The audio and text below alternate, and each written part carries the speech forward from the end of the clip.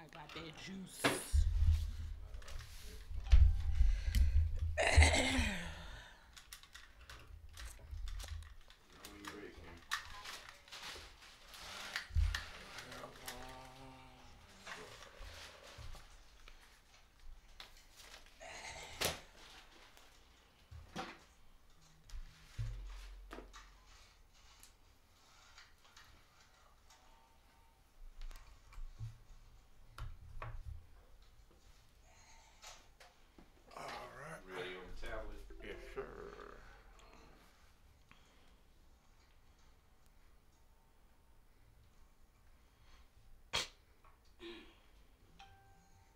You are now listening to The Block with your host, Stefani Love, and yours truly, Blacc, on KoolaRadio.com. Let's go.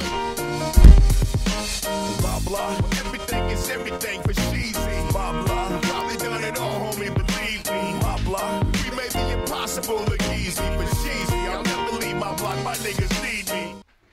All right, good morning, people. It is now Saturday, episode 23. You are now tuned into The Block with Stefani Love. That's me.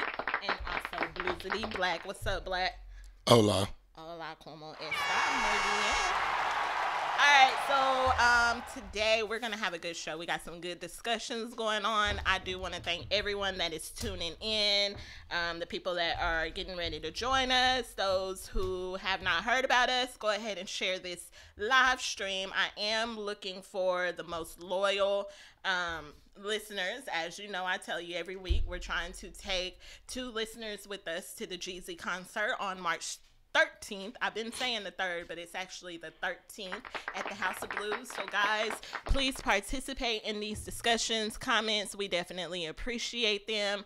I want to make sure I thank all of my listeners on the Villa Koola radio side that are tuned in every Saturday. Shout out to y'all. Blake, you got something for our Facebook listeners? Shout out to the Facebook listeners. Appreciate y'all for doing it every single Saturday. Every Saturday. We appreciate that for real, y'all. We sure do. We sure do. Guys, also remember you can download our free apps on iTunes, Google Play, and Amazon. Also, you can tune in every Saturday and catch the replays from 11 a.m. to 1 p.m. weekly, Monday through Friday on VillaKoolaRadio.com. Also, you can check out our YouTube channel, Villa Koola Radio on YouTube. So be sure to go and subscribe to that. Like I said, we definitely appreciate all of your support. You got anything you want to say to them? Anything you want to announce? I never include you, so I want to make sure I include you. No, I can't.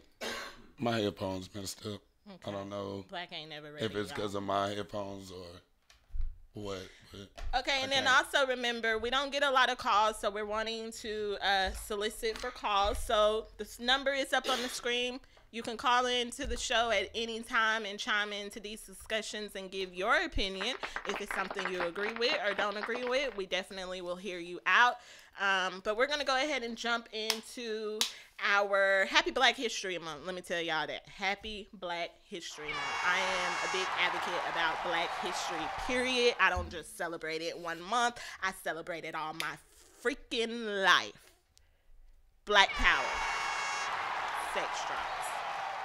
Let's go. I don't know what to say. I don't. Can we go? Can we go? We finna go. Let's go. We're gonna go. So, guys, our first topic. The internet was shut down the other day. National Signing Day. Yes, National Signing Day. So a lot of y'all probably heard about the story with the young man named Jacob Copeland. I have been trolling Jacob Copeland's family all week on social media. I was able to find their personal Facebook page. And one thing I want to say about this family is they are very dysfunctional. But before we get started in our discussion on this particular topic, I want to show, for those who may not have saw what went on and are kind of clueless to what we're talking about, there is a video. We're going to go ahead and play that real quick and tune in, and then we'll be right back. I'd like to announce that I'm taking my time to for the next 3-4 years.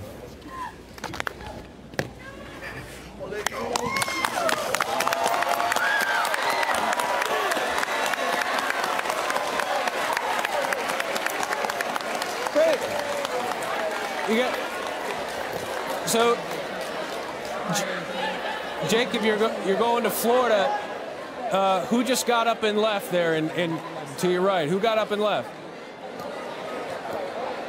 Oh, that was my mom. And why did she walk out and leave? I don't know. I don't know exactly why she walked out, but yeah, it is. I don't know. Jacob, we saw her wearing the Alabama sweater there. What were those conversations like with her about where you were going to school? We had a lot of conversations back and forth about where I should go to school at, but it was like God led me and my gut, and God led me in the direction that my heart desired. So I followed along with it. I couldn't go with my mind. I wanted to go with my heart. So from there on out, God led me on. He told me to pick my decision that I wanted, and that's what I chose. Jacob, you referenced on Twitter yesterday, I saw the post about how it would have been very emotional. You talked about how you had been crying the night before, agonizing about this decision. Can you just walk us through how you eventually got to this decision and what this process has been like for you? This process, it been great coming along. We've been recruited for a long time, been a top recruit, top priority for a lot of schools. But knowing that I felt out of all schools, I felt more welcome at home and felt like I could make an impact at the University of Florida. So that's why I felt like that I fit in at and feel like welcome home and being a family. So that's what I like to take my time to.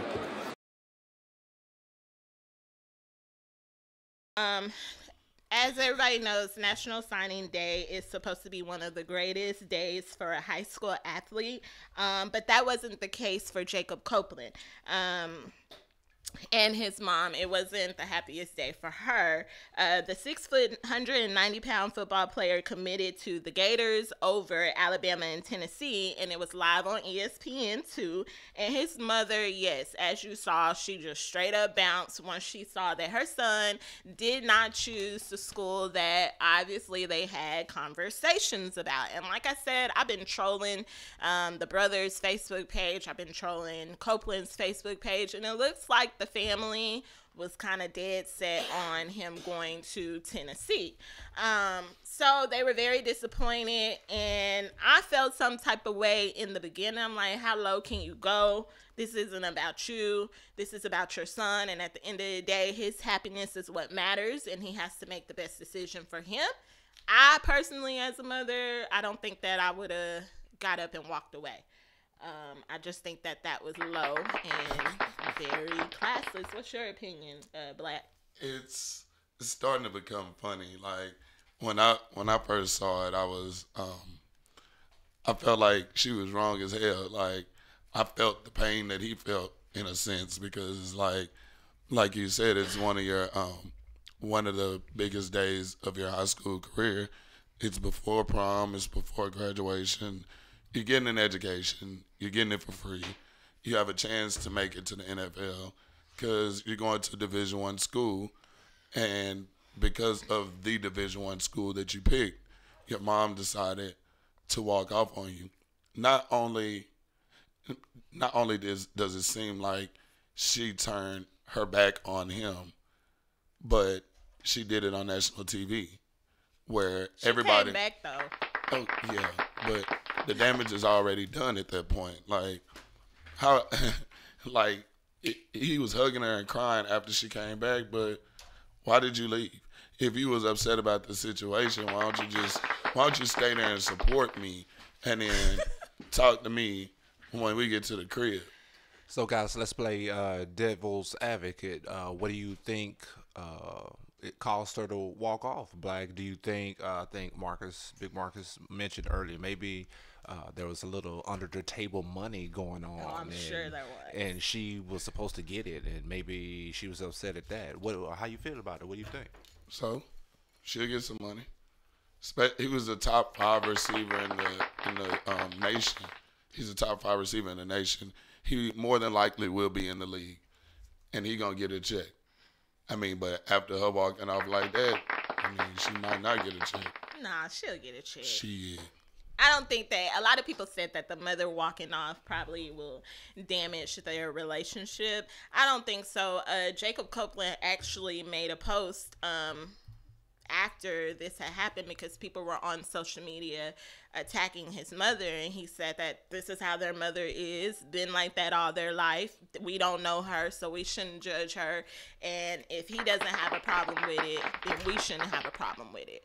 But then he later came, I don't know, I guess maybe he's just going through the motions. He did have a problem with it. He had, and then he came back and said he did have a problem with it. Yeah, I'm about to say, if he didn't have a problem with it, why was he crying? Right. If it wasn't no big deal, it was like, oh, that's how Ma is, and you keep it pushing. That ain't what he did.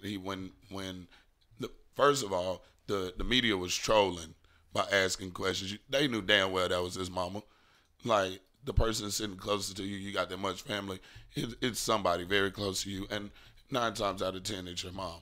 And then, why does she walk off? Like, why does that even matter? Okay, well, let's switch it up, because I am hearing a backstory, though. I'm hearing that the mother was really rooting for her son to leave Florida. They are from Pensacola, Florida. Right.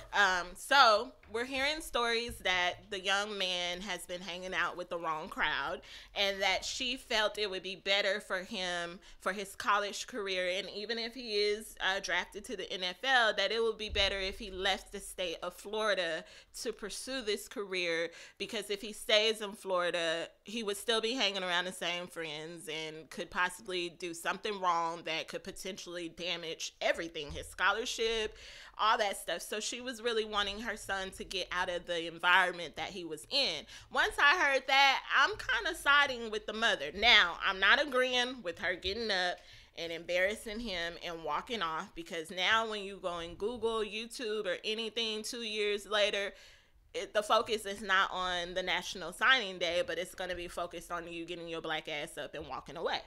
Well, yeah, like I said, that's a conversation. I would have even been okay if she would have just hit him. Like, yeah, just on some, why you choose that? My bad, I really didn't mean to hit you. But anyway. Shit, check my resume. You better check mine. Listen, you getting off topic. What I'm saying is, she could have just hit him, and he would have been like, what was that for? Hey, I didn't want him to go here. But to get up and walk off, that's like abandonment. Like, yeah, like she grabbed her church bag. Yeah. That video you tagged me in, where old boy was with his son. That was, I wish you had a clip of that. That was so funny. But yeah, it was just so dramatic, and I don't buy that it wasn't a problem for him, because his action showed that it was a problem for him, just like her action showed that it was a problem for her that he chose Florida. That man is pretty much grown. He's of college age. You can't dictate what that man does. Now, while that is your child and you want to steer him in the right way, if he chooses to go to school, all you can do is lead the horse to the water. You can't make him drink.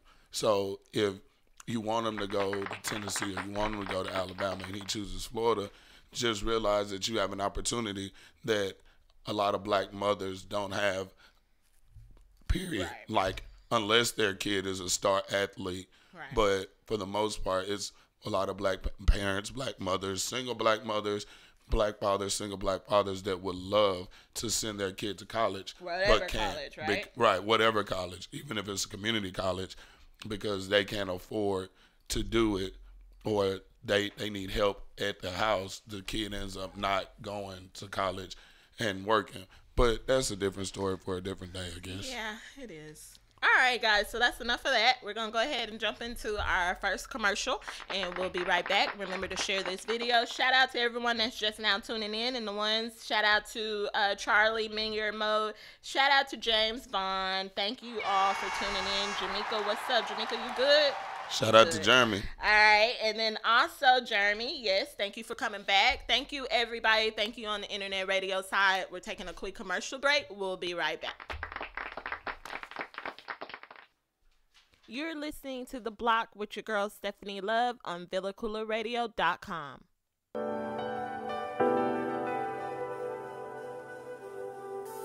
Hey everyone, I've got a fashion insider for all my ladies who know the importance of accessorizing their attire. And even for my fellas out there balling on a budget but still want their woman looking lovely, Let's be real, even the costume gotta be cute and on point, right? Well, Paparazzi Accessories got you covered. With an assortment of durable, nickel and lead-free, aesthetically appealing to the eye, rings, necklaces, bracelets, and more. So go show Miss Lisa Turner some love and support. Check her out on Facebook at lturner88, on Instagram at Lisa Turner, or hit up her website at paparazziaccessories.com.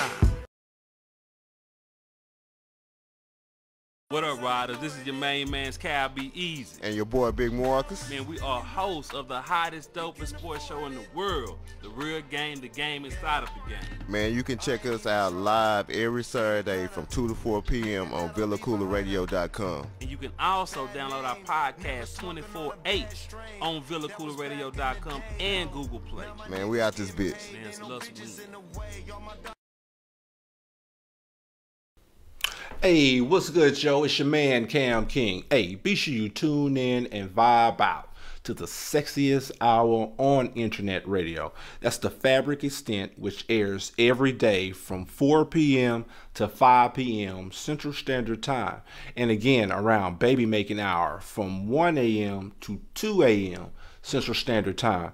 Hey, and then you know what? Right after that, you can turn up with your man, since I host the hippest playlist on the planet. That's the Hip Hop Timeline, every day from 5 p.m. to 7 p.m. Central Standard Time. All exclusively on the VillaCoolerRadio.com. For fans of music, let's go.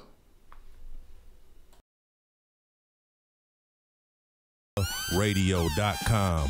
Tell your friends. Guys,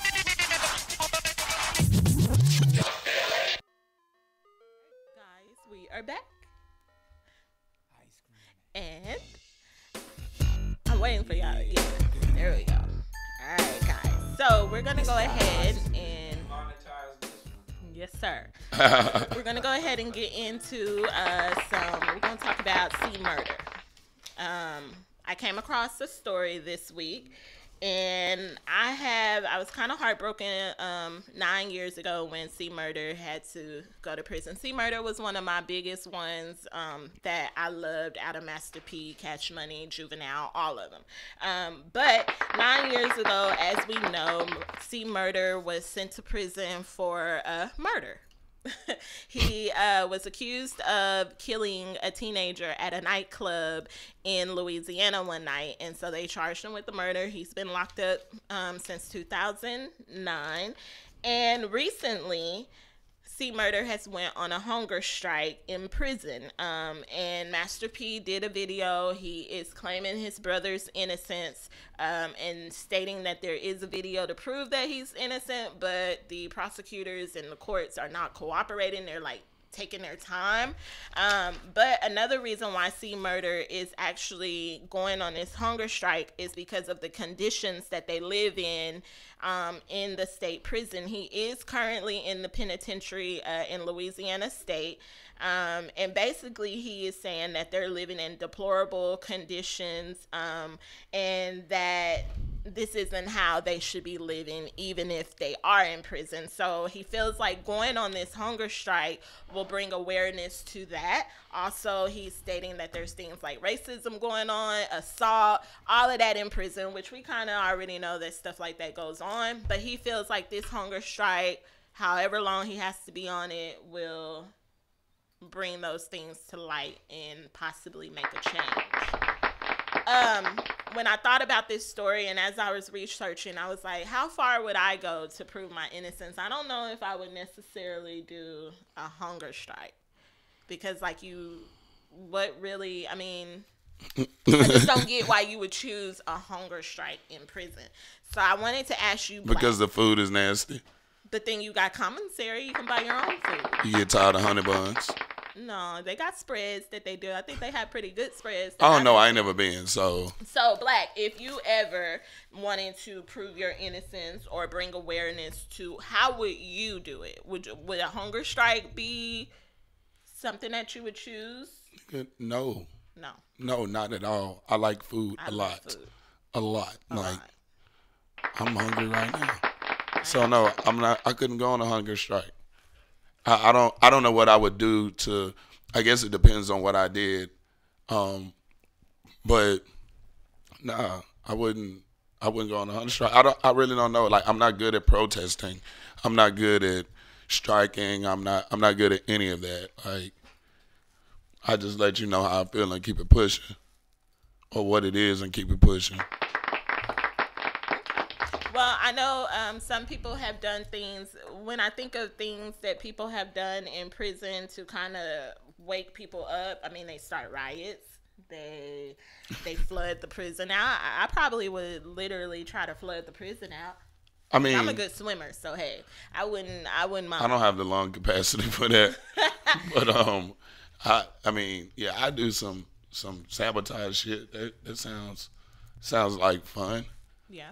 Because even if they don't believe you had a good time doing it at the end of the day. All right. You're not going to be all anorexic and shit because you're not eating.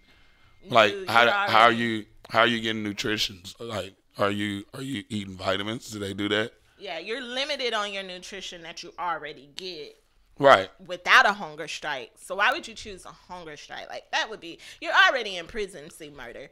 And so that has to already be, you know, a issue that you're going through. Yeah. And then to choose a hunger strike, I just don't think it's wise. I don't know how you survive it. No, and I don't think they really care that you are on a hunger strike. I don't think they, like, here's your food. I ain't eating that. I'm on strike. Well, stay hungry, my nigga. Like, that's what I think about it. Yeah. It's not going to make me feel guilty or sorry about anything. Like, I tried to bring you your food. You said you didn't want it. Inmate number 382 definitely wants it. You feel what I'm saying? Right. Somebody else wants your food, so if you ain't gonna eat it, buddy, can I have your cornbread? You want your cornbread. So there you have it. Free C Murder. C Murder, I am rooting for you. I hope that it works out for you. I hope that what you are trying to accomplish in your hunger strike, that you it will be fulfilled for you. I'm all for protesting. However you feel like you want to do it, I'm all for it. So shout out to you. I hope it works. Free C Murder. And with that, we're gonna go ahead and wait, real quick before we jump into it. To all the people who are listening, who are watching, comment and tell us what you would do to prove your innocence, how you would protest, because I'm really stuck and lost about it. So I want to hear some ideas from y'all. If y'all want to call in. If you want to comment on Facebook. But the question is, what would you do, or how far would you go to prove your innocence? To prove your innocence. If you're really innocent. Yeah. Because I feel like the easiest way, if you're really innocent, is to tell the absolute truth. But you know, if it's some guilt to it, you might be leaving a part out, and that part or those parts might be implicating you into, you know, this murder. So let us know what y'all would do. Go ahead. What was you about to say? And hey, look, I want y'all to stay tuned because I have something later on in the show. I'm not sure when I'm going to bring it up, but I'm going to bring it up at the perfect time. But I got some ghetto Black history facts for you. Of course you do. We know that we always hear about who invents the toilets, the ceiling fans, the whatnot. So we know that Black people have done that. We know that Black people have pretty much invented a lot of things that we use in our everyday life. But then there's some ghetto Black history facts that you guys need to know. And Stefani Love is going to bring that to you later on in the show. So make sure you stay tuned. But right now, we're going to go ahead and get into some fly shit. It's the Bloc, and this is that fly shit. All right, guys. So this is for you, guys, men, literally. This week's fly shit, I want to talk about why women like the smell of men with healthy diets.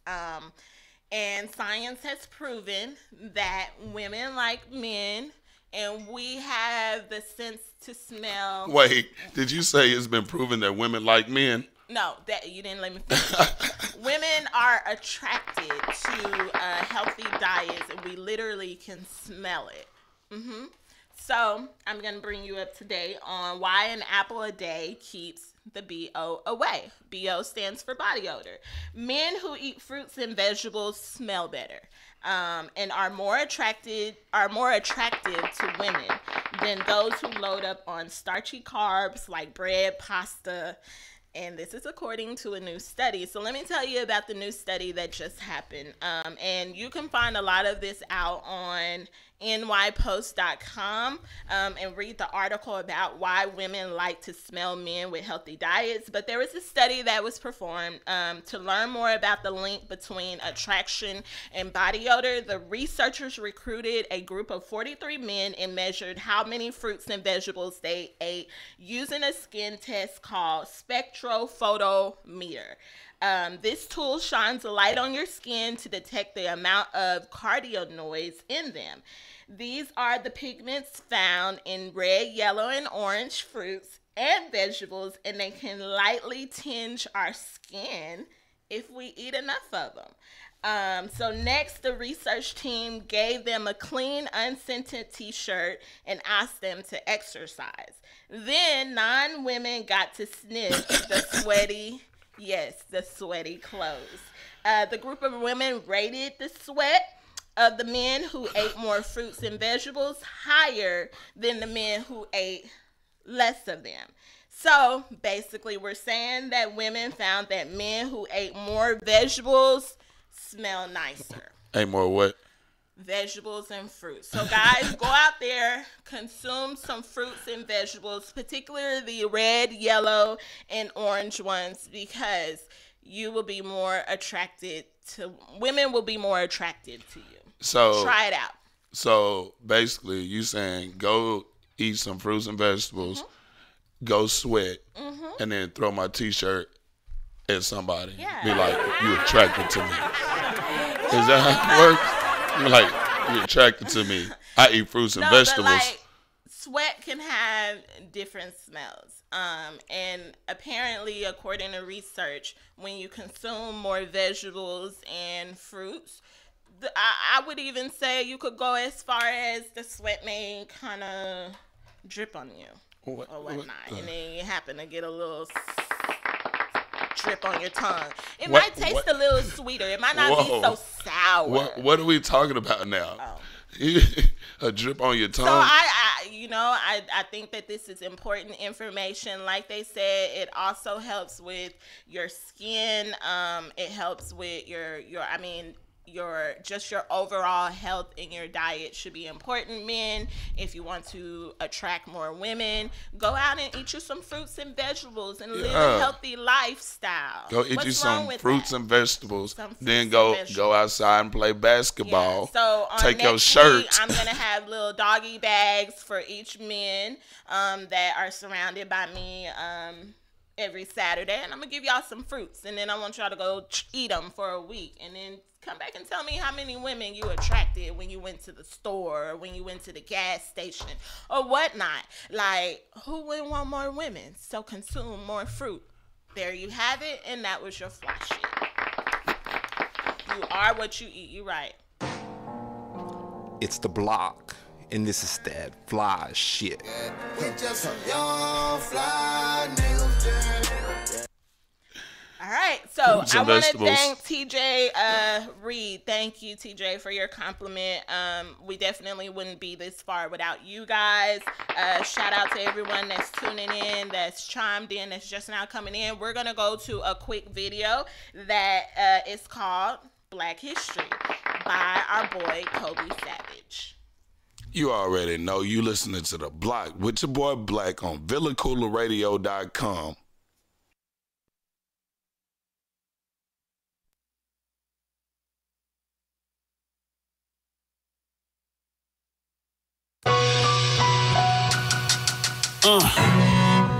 The race is not given to the swift, but to those that endure to the end. Let's go. Travel with me as I journey through these back roads. It's February, we pose a love all our black folk. But yesterday I heard some young brothers got smoked. Murdered on Malcolm X next to the liquor store. That's black history for you. We hate our own selves. We hate our own skin color. Then what you call hell. This what you call self-destruction in its worst form. My sister mourning my nephew, they took her firstborn. That's why I'm ready for anybody. You black, orange, white, yellow, brown. We got text form. Trust nobody but your maker, that's my best advice. Twitter fingers will get you murdered, watch the things you type. This newer order got our daughters working for attention. Got our sons acting sweet, always with the women. The devil causing confusion, so we led astray. I pray for people bamboozled by all the games he played. The spirit, her Nat Turner burning in me. I'm learning loyalty spread, so it's hard to trust many. If any, I pop the top off the Henny, put the cushion inside the car, then blow it like a semi. Oh, you don't believe that God's with me cause of the sins that I'm committing. Listen, sinner, this was written. If I ask, I'm forgiven. This is dinner in the kitchen. This is me against the world, bro. I'm built to go the distance, huh? And when I say thug life, I mean that shit. Cause these white folks see us as thugs. I don't care what y'all think. I don't care if you think you a lawyer, if you a man, if you an African American, if you whatever the fuck you think you are. 2,000 niggas to these motherfuckers. You know, and until we own some shit, I'ma call it for like it is. How you gonna be a man and we starving? Go ahead, no. And we have you looking over our 5 different houses, ain't a man in either one of them. Innocent bystanders and randoms, murder and mayhem. I'm buying guns in Moama while I blow out your candles. Stand for something, at least die for what you stand for. Life's a gamble, roll a dice under the city lights. Cops killing us, it's feeling like civil rights. I'm down to fight, although I'm hoping for peace. It's more niggas than police, but you too concerned with your Facebook beef to see that together we stand, divided we fall. You not a gangster at all. I'm appalled by that message that you sending, killing God's children. I talk about it cause I live it, and I ain't talking past tense. La Familia is deeper than this rap shit. Penitentiary bastards. System took his father, sister like his daughter, cause his mama caught her trying to turn a nickel to a quarter or dollar to 5. Only the strong survive, the weak shall perish. Family, God, and time the only thing.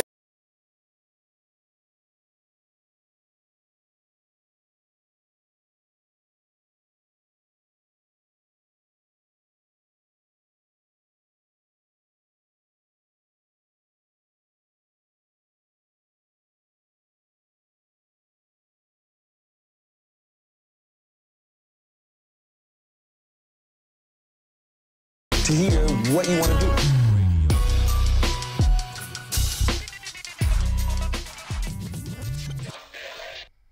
All right, guys, we're black. We're black. We're back. That's my line. We are black.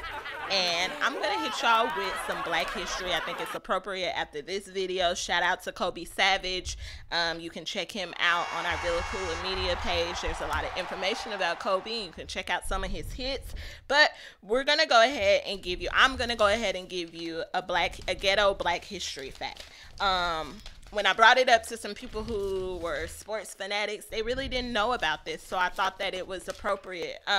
But in the early 2000s, afros and braids were the commonplace for NBA courts, playgrounds, and elsewhere. So AI, who is also known as Allen Iverson, signature cornrows set a trend which was emulated by the NBA stars such as Bruce Wallace and Carmelo Anthony. Even Ja Rule once had braids. However, AI and his mother oftentimes brought the ghetto straight from the porch to the courts, and his mother would sometimes sit during the game and literally braid his hair. There's a photo that's going to come up, and I was just like baffled. One, his mother looks like Cassidy. Two, you sitting there and you're braiding your son's hair. Now that is some love right there. That's 100% real love. She didn't leave him on signing day. She didn't leave him on signing day. She stuck with him. She didn't care who he was going to sign with. She was going to sit there and braid. You don't need a hairstylist. You got your mama to come and sit at the court, on the side of the court, and braid your hair. Now, shout out to Allen Iverson and his mother for this ghetto black history fact. There you have it. Well, there we go. There we go.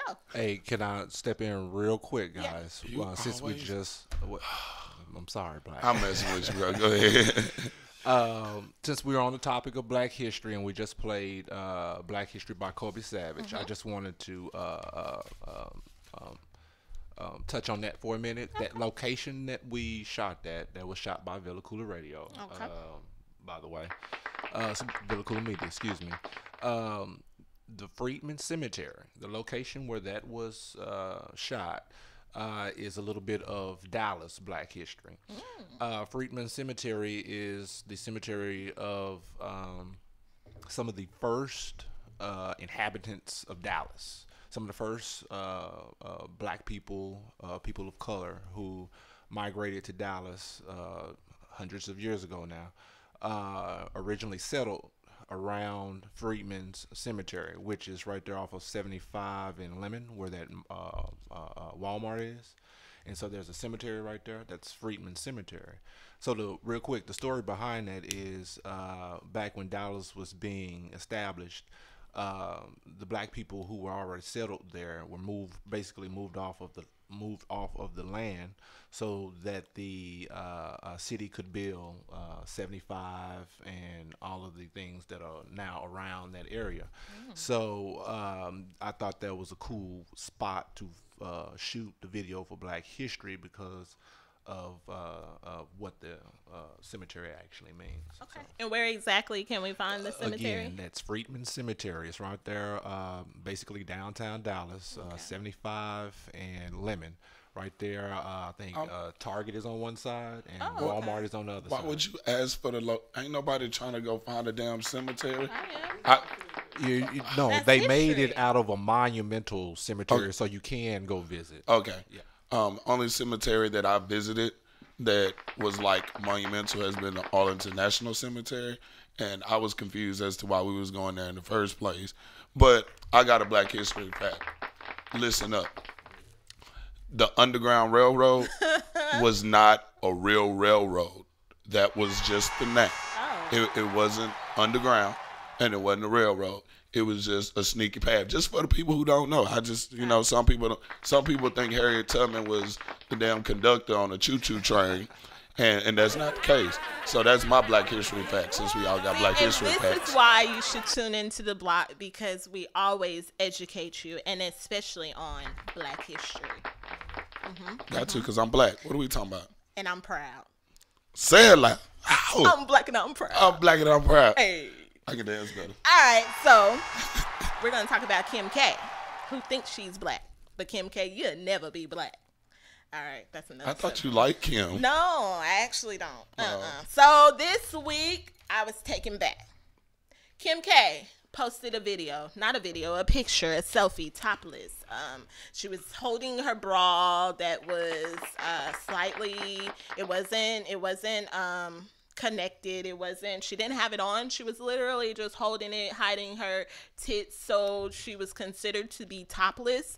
She posted the picture on IG, and she captioned it, photo taken by North. And for those who may not know who North is one of her kids. North is a direction. It's a direction.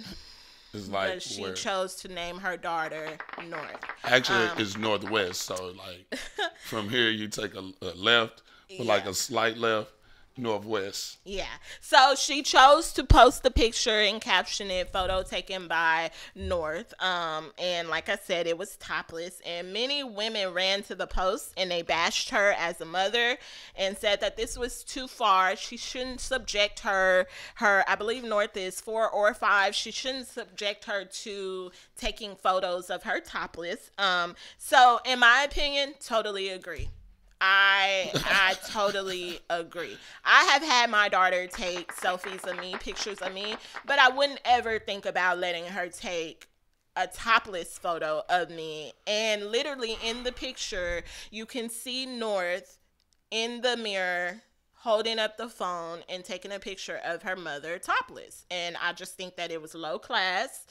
I don't care who Kim Kardashian is. A lot of people said that, hey, she's already put the sex tape out, so her daughter's going to see a lot of other things that her mom does. So what would a picture hurt? It's not the picture to me. It's the point of view bragging that your 4-year-old daughter or your 5-year-old daughter took the topless photo of you. Oh, what? She wasn't topless. She was. No, she wasn't. Her bra was unfastened. The photo was to solicit a sexual manner, right? Oh. And is it appropriate to brag that your 4-year-old daughter? Now, it could have been any other photo. It could have been you just standing there with, but what was the point of having and bragging about your 4-year-old daughter taking a topless photo, half bra, no bra?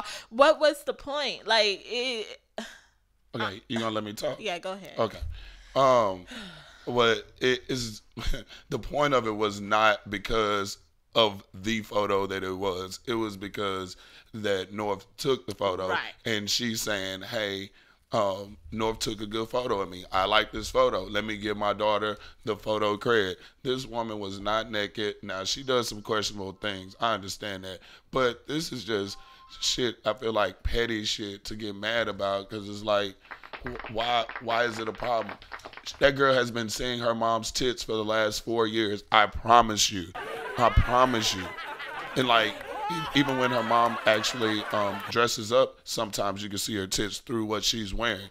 So that's not even a big issue. And then on top of that, she still had the damn bra on. Like, she was holding the bra. It was like, oh, it's coming off, but it's not off.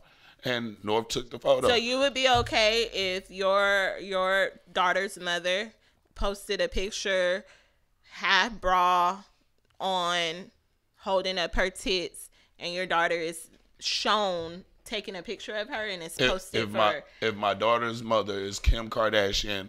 Okay, so only because she's Kim. Okay. No, not only because she's Kim, but if my daughter's mother was Kim Kardashian and everybody has seen her body, what is there to be mad about? We've seen every part of Kim, from the real to the fake. It's not about what we've seen. We have seen her toenails. We're talking about the fact that hair follicles. We're talking about the fact that you're bragging that your 4-year-old daughter because took she this was type proud of her photo. daughter. She was proud of her daughter for taking a good picture of her. That's the way I look at it. Be proud of your daughter for. We never hear of anything that North has done. It's always about Kim. It's tell us what your daughter did in school. Tell us an accomplishment that if your daughter loves taking photos, show us some photos that she's taken as a 4-year-old that are landmarks, that the photo just looks extravagant for a 4-year-old to take. But instead you want to just post a fucking we really don't photo. We really don't care about her daughter. We really don't. do. Hey, everybody cares about the Kardashians. No, I don't. Like, that's what people care about. Like, we're talking about it because it was Kim Kardashian. Let's talk about some of these thoughts that be on Facebook twerking. No, let's talk about how their kid is the one holding the video camera. You people have a problem with a mother getting up and walking off because she's mad about her son choosing a school because she wanted him to go away to another state to get away from friends. Y'all are mad at her, but then you're not mad at fucking Kim Kardashian posting a picture, a topless photo, and bragging about her 4-year-old take. You keep saying it's topless. To me, that's not topless. It's topless. Now she turn around and some titties showing, then we got a different conversation.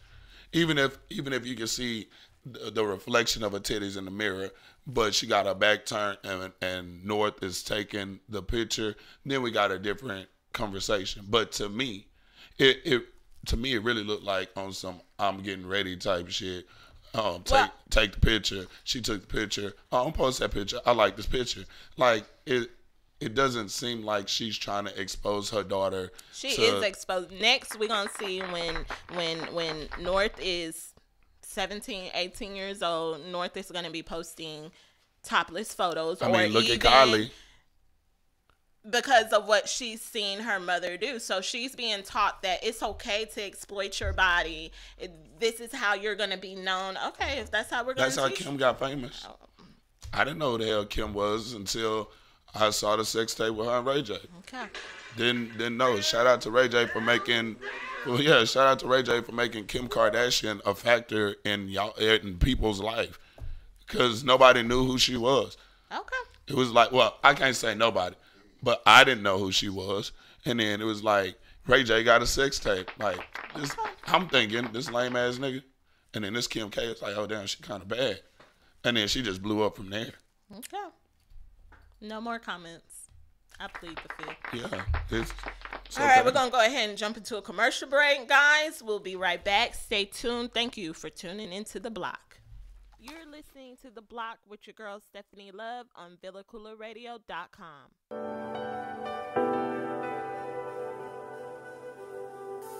Hey everyone, I've got a fashion insider for all my ladies who know the importance of accessorizing their attire. And even for my fellas out there balling on a budget but still want their woman looking lovely, Let's be real, even the costume gotta be cute and on point, right? Well, Paparazzi Accessories got you covered. With an assortment of durable, nickel and lead-free, aesthetically appealing to the eye, rings, necklaces, bracelets, and more. So go show Miss Lisa Turner some love and support. Check her out on Facebook at lturner88, on Instagram at Lisa Turner, or hit up her website at paparazziaccessories.com. What up, riders? This is your main man's Cal Be Easy. And your boy Big Marcus. Man, we are hosts of the hottest, dopest sports show in the world. The real game, the game inside of the game. Man, you can check us out live every Saturday from 2 to 4 p.m. on VillaCoolerRadio.com. And you can also download our podcast 24/8 on VillaCoolerRadio.com and Google Play. Man, we out this bitch. Man, it's love some music. Hey, what's good, yo? It's your man, Cam King. Hey, be sure you tune in and vibe out to the sexiest hour on internet radio. That's the Fabric Extent, which airs every day from 4 p.m. to 5 p.m. Central Standard Time. And again, around baby making hour from 1 a.m. to 2 a.m. Central Standard Time. Hey, and then you know what? Right after that, you can turn up with your man, since I host the hippest playlist on the planet. That's the Hip Hop Timeline, every day from 5 p.m. to 7 p.m. Central Standard Time. All exclusively on the VillaCoolerRadio.com. For fans of music, let's go.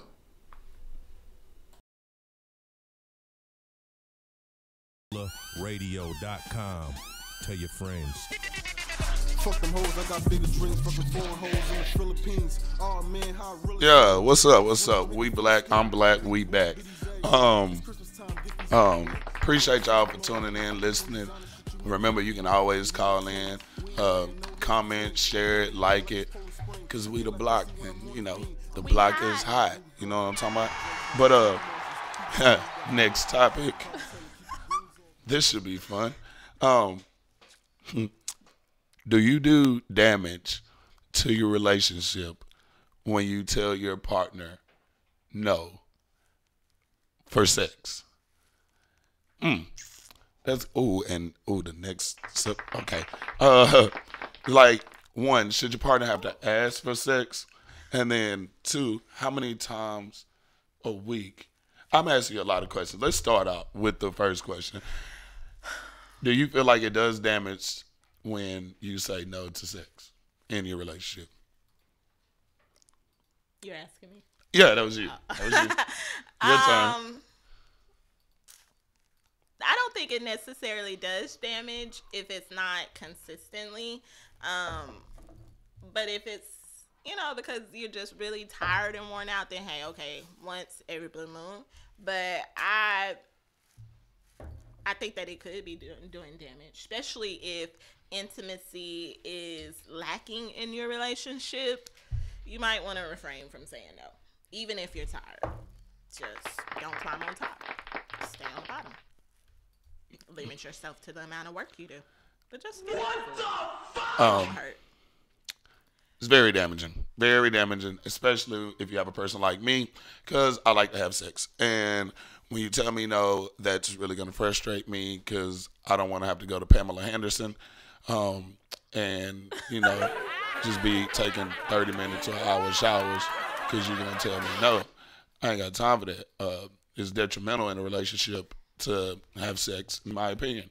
So you're saying that whenever you want to get sex, you should be able to get it? Yep. Crickets. Don't tell me no because I ain't going to tell you no. Because my thought process behind it, and I know it's a shallow-ass thought process, but my thought process is if you're not going to give it to him, somebody else is willing to give it to him. No matter who you're with, that's a fact. There's somebody who has seen your man or your woman that will give them the D or throw up the cooch anytime. But and I get that you're in a relationship, but it's like, shit, I want it. Don't tell me no. Let me get that. I understand you got to go to work in the morning. So she can never tell you no? I can't say never, but, I don't want to hear it at all, ever. I don't want to hear it ever. It's acceptable sometimes, I guess, but... what if you're asking at, the most inconvenient time, when she's getting ready to walk out the door to church? If you ask for it, she should. Okay, well, let me just hike up the skirt and I have to tell you no. Oh, I mean, real quick. You said you promote quickies. Oh. I don't, but shit, I know you got to go to church. So then how many times per week should a couple to keep things spiced up? At least every day. Oh, shit. At least every day. You know what? You get a week of vacation time per month. Oh. A week. And you know why? I mean, maybe sometime 2 or 3 times a day. I'm gonna put what's left of my foot in I mean, I really like sex. I agree with you, Black. So I'm just like, I want to get it every day. I hardly ever tell my partner no. Ever. I hardly ever. Yeah. Don't Just say like- no. They taught me never say no to sex. No. They didn't tell me that. They Never say no to sex. To your partner. Yeah. I don't tell my partner no because I feel like I want my partner to want it from me. And if I tell him no, he's going to have that urge. He has, if he's asking me or implying that he wants to be intimate and I literally tell him no, then who knows where he'll go and fulfill that need at. So with that being said, why should he even have to ask? Oh, my partner never has to ask. I don't think he asks, but he kind of just... Because that was a question like, should your partner have to ask for sex? No, I don't think so. And I don't think they should. Like, if we sitting there and we chilling and then, I done grabbed you on the titty and then my hands start going down lower, like you already know what the business is. Or if we in the bed and you feel that rock behind you, that nigga scooting up on you, like you know what time it is. You know what I'm saying? Like I shouldn't have to ask. I shouldn't have to say, hey, wake up. Can we do it? Let's goose. I agree. I should not have to do that. I agree with you, but while we're on this, let's just go ahead and jump into some love and sex. Let's talk love and sex.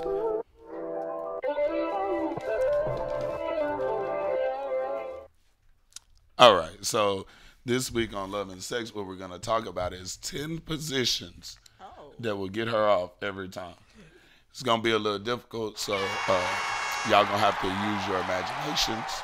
I will try to describe these positions to the best of my abilities, okay? Number 1, on the edge of the bed. She's laying down on the edge of the bed. Of course, you're standing up, gentlemen. The gentleman is standing up. Legs on the shoulders. No room for error. Straight to the spot. It makes her happier because he feels like, she likes the dominance that he has over her when she's laying on the bed and she can't go anywhere. There's no running.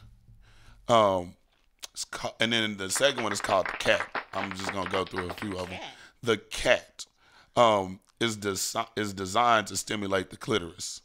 It's a modification of missionary, where the woman has her legs together and the man has his legs apart. So imagine doing missionary, and women, your legs are usually spread apart and his are together. Just have the man put it in there and then put your legs between his. It stimulates the clitoris and it's supposed to be a good time. It covers. It's called the woman's mons venus. It's a fatty tissue covering the pubic bones, and and the way he will be able to he will only be able to penetrate about an inch or so, depending on his size, but apparently it gives plenty of satisfying sensation to the woman. Oh, I'm going to throw one in. Fellas, if you haven't tried it, when you're smashing a woman and you're giving them long strokes, sometimes pull out to where you just putting the head in and just play with it like that a little bit. Just put the head in and bring it back out. Just a few. I'm telling you, They like that. They like to feel it start going in, and they like to feel it coming out. And if you do that, I'm putting y'all on some shit. The Amazon, which I don't know why anybody would do this, but look at it. The pink is the woman. It's where the man basically, like, I'm not trying this, y'all. I do not. I'm skipping that one. I don't like it. He looks like a bitch. He's laying on his back, and she looks like she's smashing him, but he got his legs up in the air, and she's sitting on his penis. Yeah, I'm skipping that one. I don't like that. The Sunday afternoon. Oh, no, they're going too far with the all Sunday afternoon. She just laying there. You put one leg up, you turn to the side, you put it inside, have one of her legs in between both of your legs so that leg cannot move. You're in action. It looks like an X, but she will be begging you for more of that. That leg that you got between your legs, she gonna wrap it around you real quick. She ain't gonna be able to go nowhere. She gonna love it. Do I get too explicit with my love and sex sometimes? Keep going. Another thing, and I'm gonna stop at that because I'm not gonna go through all 10. But another thing, fellas, when you bang it, understand that you gonna feel her do some type of movement when you hitting that spot. Don't stray away from that spot. You hit that spot and make her bust the biggest nut she can bust, and then you veer away from it for a second, just to be like, oh, I lost the spot. Oh, I lost. Nah, I got you, bitch. I'm back in the spot. Back in the spot. We doing. It's gonna blow her mind. And you do that with a little bit of that, just the tip action. Say, I bet she want to tell you your sex game week, and that's Black from Love and Sex. Gotcha, bitch. Let's talk love and sex.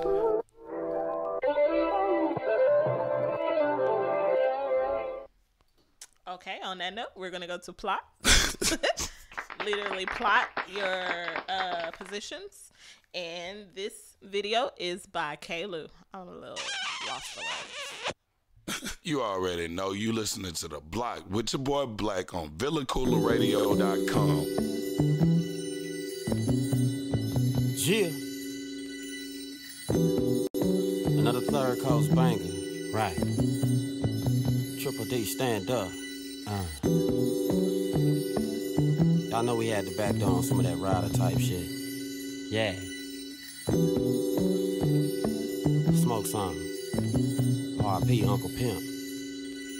I had to re-up with that product. Slang 'em hot like Papa John's. Came up being dirt broke. The music I make is for the slums. The bass gon' drop when you hear the beat. When I crank it up, then I'm tweet. Yeah. Trying to do my best, dodging potholes, swerving through these Dallas streets. Right. Triple D, a real nigga. Off the top, been a go-getter. Never sold cocaine before, but I'll still hop on the hoe nigga. Pillow talking is feminine. That's for women who be gossiping. These niggas ain't got no G no more. Fuck it though, that's the prerogative. Turn the page to the first chapter. Let me teach the game how to master it. Spit a few bars, my apologies if you didn't choose to grasp it. Fast lanes, I'm mashing it. Like Chris Johnson, 40 times. If your homie came on too early, then most likely he done dropped a dime. He did. I got my game right. I mean, it's super tight. That underground shit take flight. Candy Jack aroma on site. We don't fuck with squirrels, no associates. I spit dope shit like an opium. Plant those grown overseas, and we don't respond if it ain't about the cheese. Just pot and smoking, touch the scenes, mouth wide open. Give it a beat, bet I go wet it. Triple D, we so sad. Just pot and smoking, touch the scenes, mouth wide open. Give it a beat, bet I go wet it. Triple D, we so sad. Just plotting and smoking, touch the scenes, mouths wide open. Give me the beat, bet I go with it. Triple D, we so sad. Just plotting and smoking, touch the scenes, mouths wide open. Give me the beat, bet I go with it. Triple D, we so sad. I'ma go with it, go hard. Fuck it, it ain't no other choice. The route I chose was for a boss. Bitch, we don't do no love boys. I know niggas with toys that make noise like bang, bang. Get 'em, boy. See, every nigga wanna have the juice like Bishop did back in 92. Dallas, Texas, I reps that. Out Ferguson, where I slept at. With a pen and pad and a down chick That's all I needed was to bring it back. Yeah. Fat stacks, I'm chasing that. With a king and pie, I saw that. Spread my wings like a butterfly. Robert Kelly, I believe I can fly. Killing shit like Kill Bill. Lucy Lou when I'm chopping heads. Putting these tracks off in a coma. Swore you thought they was bed rest, but my kinfolk just like Joe Pesci off Goodfellas with a hot temper. Dropping these tracks off in the winter. Probably do it around December. Just potting smoking. Touch the scenes, mouth wide open. Give it a beat, bet I go with it. Triple D, we so sad. Just potting smoking. Touch the scenes, mouth wide open. Give it a beat, bet I go with it. Triple D, we so sad. Just potting smoking. Touch the scenes, mouth wide open. Give it a beat, bet I go with it. Triple D, we so sad. Just potting smoking. Touch the scenes, mouth wide open. Give it a beat, bet I go with it. Triple D, we so savvy. Yeah.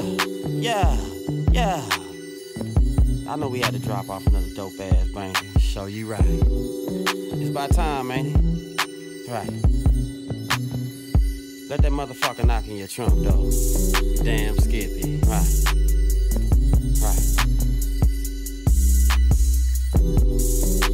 Kick back. Let your top back. It's something that you riding with your breezy too, man. Just pass that joint over to her.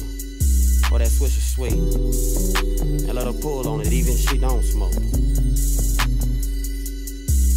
Right.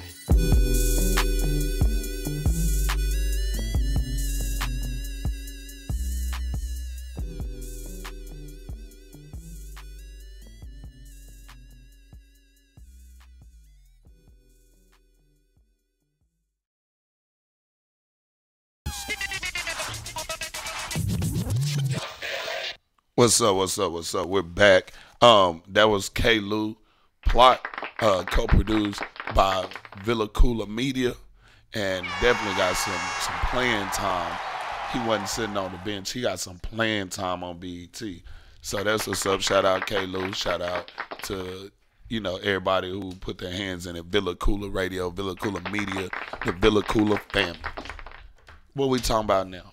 Cardi B. Cardi the party. Okay. Yeah. What? So Cardi B, apparently, she is saying, or she may not be about that life, that she is really walking around acting like. I'm just saying. So Cardi B recently posted on IG in a blue fur. As we all know, Cardi B has stated that she is a blood, but she wore a blue coat for an event, and she posted the caption, something about, I normally don't rock blue, but instead of blue, she said flute.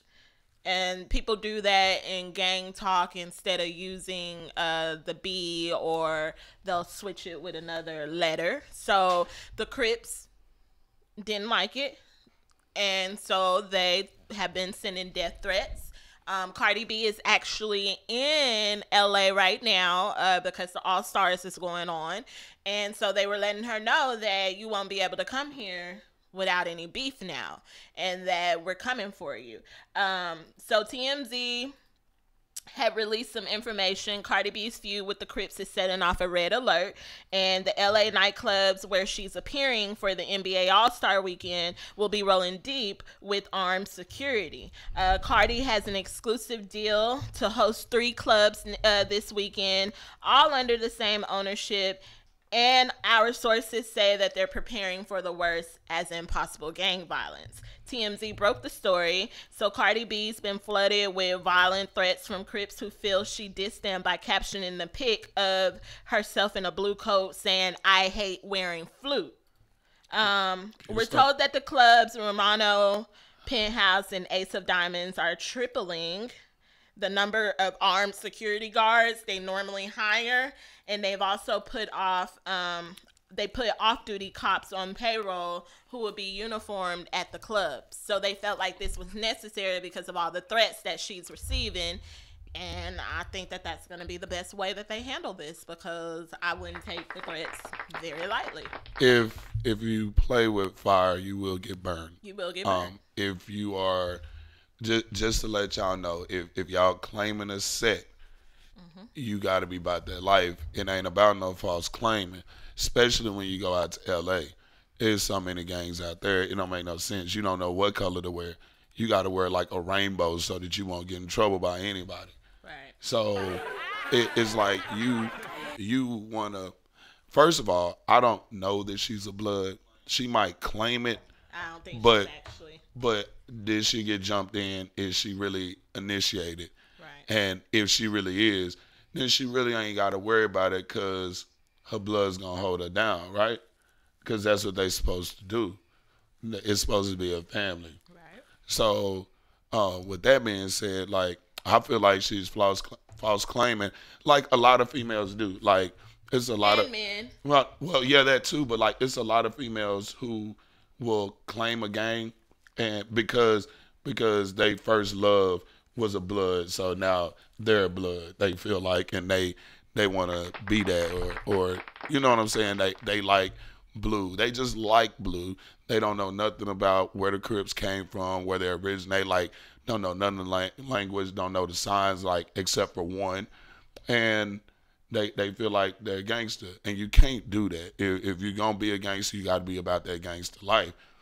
And it just kind of shows that, like, you really ain't about that gangster life, and you put your foot in your mouth on that one.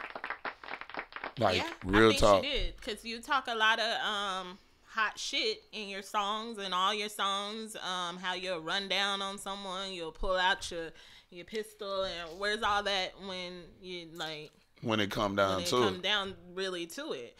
I think that rappers make this mistake a lot when they put stuff like this in their song and claim to be about that life, and when reality really hits, you don't know what to do. Thank God you got the money to be able to beef up on your own security, not just the clubs beefing up on theirs, but I'm sure she has. I'm sure she's not going to All Stars weekend with just her normal security. Well, of course she's not, but like the thing about it is, and I know a little bit about this, just a little bit. It probably wouldn't be a problem if she said, I hate rock and blue, or I don't like rock and blue. Like, that might not have been a problem, but it gets disrespectful when you put the F in there. Right. Because basically it means fuck them type Where's shit. Offset at now? And what is he? Is he in the gang? I don't know. All I know is he don't like black women.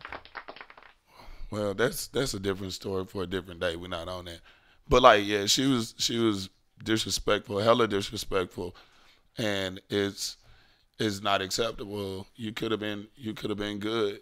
You could have been good, and not had to worry about this. Not had to spend money on security. Not had to watch your back. But because everybody wants to go and post shit to social media, especially as a celebrity, knowing the internet is undefeated. Mm-hmm. Like, shit was pointless. It was senseless. She needs a new PR person. She does. She needs to come out with an apology too. Because you have Crips and Bloods who are probably your fans, and you have offended the Crips. So, Cardi, I think that you should come out with an apology, show some remorse. It also started a trend, because it's not just Crips in L.A. So she go to Chicago, and they're gonna remember this. Yeah, you're gonna have to beef up on security. Like, I think that you now have to think twice about the load of security you take with you because of this life you trying to portray. Because you want to be a blood. Yeah, if you wanted to be a blood so bad, how about you just not wear blue? Because I know a lot of bloods who will not, those that own anything blue. Yeah, so I think it was shots fired that kind of like backfired. Yeah, backfired for sure. For sure. Because she should have just rocked blue, the bloody shoes, and nobody. And she was, if you look at it, she was set tripping by saying, I wear bloody shoes. You know what I'm saying? Right. Because so it's like you've already been shooting shots, right? And then here you are posting another photo and saying I hate flu. So I think that I don't feel bad for her. I'm not saying that I would want something to happen to her or anyone to do harm to her, but maybe from this point forward, she'll think about how she's trying to put herself out there, like she's just this hard, and she may be hard, but I don't think to this capacity. I think she probably is like, fuck, what did I do? I think so too. She probably is like, oh, like she's probably literally shaking in her boots right now. Me personally, I would have been like, fuck LA, fuck All Stars, I ain't going. But like you said, she would have to face this wherever she goes now. So it's not just LA. So we'll see how this plays out. It's just a higher concentration of gangs in LA. Like she got to go back home to New York. The LA and the Crips and stuff, they don't. To me, it's a different level. Yeah, I mean, it's a lot of people. It's a lot of people out here false claiming. A lot of people. I false claim sometimes. It's people out here saying what they are, and they couldn't even tell you an OG name. They couldn't. Give you the correct handshake, but they this and they that. It's not worth it. Ain't no point of false claiming so you can look hard. Yeah. Just be you. Just be Cardi B. Just be you. Be Cardi B. But then this is what made Cardi B. So I don't know if being her will literally make her be at the top of the billboards like she is now. She better call in a favor to the game. She better. So with that being said, Cardi, be wise about what you post. And Cardi, be wise. I see what you did. Cardi, you need to be wise about the things that you post and the life that you're trying to portray. Just be Offset's bitch. That's it. That's what I mean. Hey, that's all. That's it. So we're going to go ahead and jump into a quick commercial break. And, guys, we'll be right back. Thank y'all for tuning in. We have viewers that are coming in and out. We definitely appreciate you. But right now we're going to take a quick break, and we'll be right back. Make sure y'all call in. You're listening to The Block with your girl, Stefani Love, on VillaCoolerRadio.com.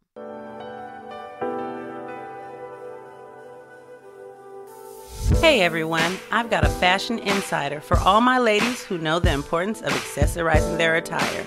And even for my fellas out there balling on a budget but still want their woman looking lovely. Let's be real, even the costume gotta be cute and on point, right? Well, Paparazzi Accessories got you covered. With an assortment of durable, nickel and lead-free, aesthetically appealing to the eye, rings, necklaces, bracelets, and more. So go show Miss Lisa Turner some love and support. Check her out on Facebook at LTurner88, on Instagram at Lisa Turner, or hit up her website at paparazziaccessories.com. What up, riders? This is your main man's Cal Be Easy. And your boy, Big Marcus. Man, we are hosts of the hottest, dopest sports show in the world. The Real Game, the game inside of the game. Man, you can check us out live every Saturday from 2 to 4 p.m. on VillaCoolerRadio.com. And you can also download our podcast 24/8 on VillaCoolerRadio.com and Google Play. Man, we out this bitch. Man, it's love. Hey, what's good, Joe? It's your man, Cam King. Hey, be sure you tune in and vibe out to the sexiest hour on internet radio. That's the Fabric Extent, which airs every day from 4 p.m. to 5 p.m. Central Standard Time. And again, around baby making hour from 1 a.m. to 2 a.m. Central Standard Time. Hey, and then you know what? Right after that, you can turn up with your man, since I host the hippest playlist on the planet. That's the Hip Hop Timeline, every day from 5 p.m. to 7 p.m. Central Standard Time. All exclusively on the VillaCoolerRadio.com. For fans of music, let's go. KoolaRadio.com. Tell your friends.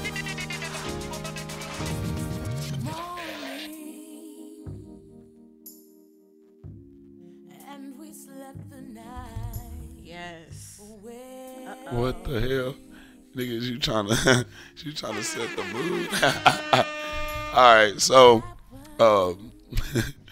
it's been a situation that I saw on the internet, and I actually want to play this clip before we even dive into it. So let's see the clip, and then I'll be right back with you. Bitch. Bitch. Best friend. Bitch. So this is what you do? So this is what you do? What you talking about? Sid. Nigga, you got me fucked up. Take this shit off. Take off what? What you talking about? What are you doing? What are you talking about? Take your all off, best friend. Take your all off, fucker. Yeah, that's crazy.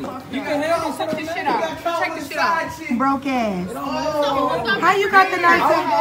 How you got the nerve to be cheating? What would you do? Come on, wait a minute. How you got the nerve? He needs some milk. How you got the nerve to be cheating and can't even afford your own clothes? Oh, damn. Y'all make no sense. Not like that. Cheating ass. Can't even afford your own clothes. You a dummy. Come on, You best a friend. dummy. Where my best friend Bless your at? heart.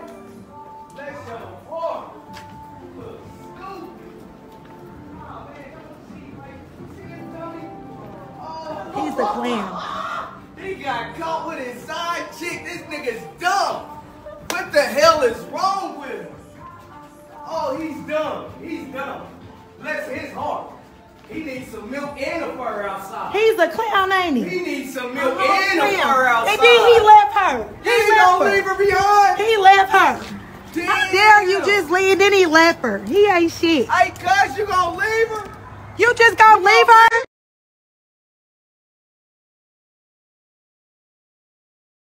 In the background. That nigga is hilarious. I watched the video and I did not hear all the shit that he was saying. Who are you in Vicky's secret? That nigga said, bless his heart. He needs some milk. But okay, so what if you saw? We'll come back to talk about the video. But what if you saw your homegirls dude out with some other chick? How do you react? How do you handle that situation? I would have to base it on who my friend is. I've had experiences with friends that won't believe nobody else but their man. And it has been a time where I've known of, or even another friend has known of the other friend's partner cheating, and we kind of tried to give her, the insight into it, and to this day, we're not friends. She's still with the guy. So I think it's based off of, I have some friends that are like, thank you, bitch. We finna go run down on the nigga, and that's just what it is. Then I have some that they're so swindled by their man that whether you tell them or not, or it has been done to them so many times that it's like you don't feel bad for him now. You know what I'm saying? So it's based on who my friend is. Now, I don't know if I would not react in that moment. Like, walk up to him and let him know I see you, nigga. Do this. I'll do this. I see you. And then I walk off. Then that's it. But, I don't know. I would want my friends to tell me. And my friends would tell me. That's nice. So I'm just saying, but then I wouldn't. Like you're bold going in somewhere like Victoria's Secret with your side chick, somewhere that all the bitches wear pink. So why would you take her to like? That's why the dude said you done got caught with your side chick. Like, come on. Okay, this is the thing for me. If I see one of my boys' girls out with another dude, I'm not gonna say shit. It's really not my place, and that to me is not my place. If it's my homeboy, I might hint at him, but he's probably cheating on her too. I'm not gonna. No, it ain't even about. We not doing no extra wrenches in the damn shit. We talking about if you see. It ain't about what they doing or if they doing anything. It's about if you see them out. It's like. I'm not going to say nothing. I might walk by so that they can see me, see them, but I'm not going to say shit. I'm going to just let you know, like. Well, I agree with Moni. Moni, I definitely agree. I probably do the same thing. I'd be like, hi. But if it is someone like my best friend and I see her nigga out with someone, oh, yeah. You ain't even got to worry. I'm going to handle up on the shit right then and there. Because I would expect my friends to do it too. Like if my friends see my dude out and he's out in the club or whatnot, just gyrating like he's single than a bitch, then and she sees it, I expect for her to run down on him, act a fool, and then let me know, and then we're going to run down on you together. That's just how we do. We about that life. Well, I don't. Like, I'll be waiting. She'll call me at the moment before he even gets home. And so it'll be his best bet not to even come home. Not to even come home. Yeah. I just, it sucks because, like, you want to tell him, but I wouldn't tell him. Like, if she's cheating or if he's cheating, you just gotta, you can hint towards it, but you never really just snitch on, like, hey, well, I saw such and such and such. Because at the end of the day, it's a lot of people who automatically see a male and a female together and think that they're an item. Point blank period. Now, I don't know the situation. I don't know that this person is cheating. It could just be one of her friends. Like, actually, I'll use somebody that's watching right now. If me and Moni was out, because she's my BFF, one of my BFFs, you know what I'm saying? If me and her was out, and then somebody, yes, I did say BFF, shit. But if somebody see us out and don't know that we've been cool for amount of super ridiculous amount of years, and automatically assume something and go back and tell, it's like you can cause static in a relationship that wasn't even no static. But how would it cause static if that is your BFF? Your girl, if you're out with your BFF, your girl should know you're out with your BFF, so that if she does get a call, because she would be like, oh girl, I know he with Moni, I ain't tripping, you know. But if she doesn't know and you're out with your BFF and she's totally clueless that you're spending this time, then yeah, she gonna feel some type of way. A real bitch will feel some type of way, especially if a friend has to call her and tell her, I saw him out. Whether that's your best friend or not, I'm sorry. So you telling me that everybody has to report in? Like, it ain't about, see, here you go, you want to say report in, but I guarantee you, if your girl was out with her BFF who is a male, you'll be okay to get that call and you had no knowledge that she was going after work to have dinner with her BFF. And see, you talking about dinner. I ain't talking about dinner and shit. Are they sitting on the same side of the booth or opposite sides of the booth? It don't matter. Yeah, that does matter. No, it don't. Because they too close to BFFs at that point. I've been on plenty of dates where I done sat on the opposite side because we want to look each other in the eyes. Right, but I mean, and play footsie and hey. You just think that everybody is cheating and shit. I don't think that everybody is cheating, but like, we need just to be clear that you're not cheating. Just because they're out. Like, you're telling me to report. So if I decide to go hang out and I don't call you and say, hey, I'm about to hang out with such and such, and then you get a call from your girl like, hey, he was out with a woman. Yeah, because why wouldn't you tell me? Why would you not want to tell me? Why would you be mad? Why wouldn't you just say, hey, who was you out with today? What'd you do today? You don't have nothing to say? Because that should be that simple. He probably get tongue-tied like that because he know he should have said something. Period. Okay, whatever. I would not tell. I wouldn't tell. It would have to be something like super serious. Like, I walked into somewhere like, and they doing something like they kissing and smashing and stuff. That might be a different story. All right. Might just take a picture. Nah. Reporting in is for insecure couples. That's what I'm talking about, D. I'm not saying reporting in, but there is so no report. Y'all call it reporting in. I'm not saying reporting in and have to tell your every move, but to eliminate confusion, what would it hurt to just say, hey, babe, I'm meeting up with such and such? Why would that? Why does it have to be looked at as reporting in? Because I'm insecure. That's what it is. Like, you say reporting in. If you report into work, it's like, hey, I'm doing this, I'm doing that. What if you're at work and I'm off work and it just randomly somebody calls and say, hey, let's go here? Has it worked out for you? It did. I mean, but I was with my BFF. I keep saying that because they're making fun of me. Okay. It wasn't a problem. I don't agree, and I don't think that informing your partner of your whereabouts is for insecure people. I don't think so. I don't. Period. And so we're gonna go ahead with that and get into some social media trolling. Man, you ain't nothing but a social media stalker. Are you surfing or are you trolling?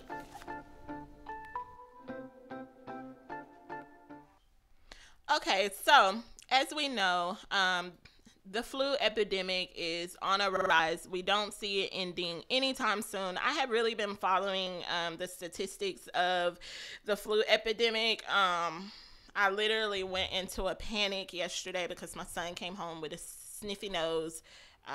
And he was stating that he didn't feel good. So immediately I kind of just went into a panic because I don't want to have to deal with the flu because we're not too sure of what the outcome will be. A lot of people have not made it out of it. So this week's on social media trolling, I came across I'm on a health page, and they're stating some things you can do to prevent getting the flu, or things that you could do if you have the flu, and even things you can do after the flu.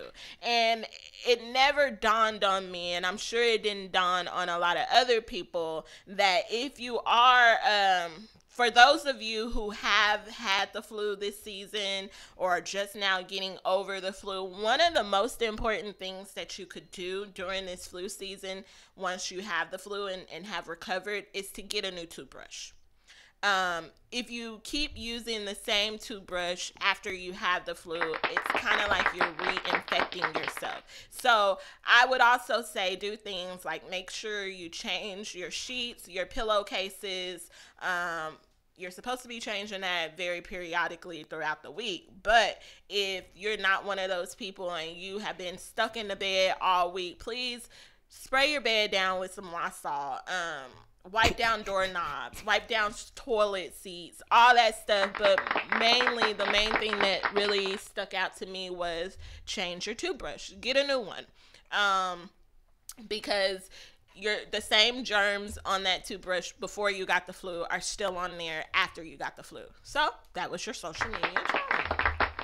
That was good, right? Man, you ain't nothing but a social media stalker. Are you surfing or are you trolling?